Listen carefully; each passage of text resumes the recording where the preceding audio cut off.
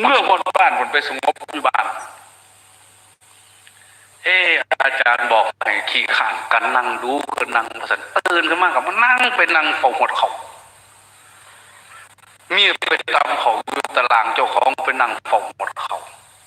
นั่งสมาธิฝีงไฟเฝ้าหมดเขาพอเกิดสงบมามันไม่บอกดิ้งลงไปเงียบโอ้ยขักขนาดเมียบ่เอิญขึ้นมาเท้าไฟคือบุลูกว่าสันไฟคือบุลูกมันสิท่านจังหันบดเสยเพิ่นอยู่ในสมาธิไฟก็หมดบาดนี่เฮ้ยเราอยู่จังไดเรานอนรับป้าหมดเขาเลยบ่ว่าสันขึ้นมาเบิ่งแล้วนั่งจะรออยู่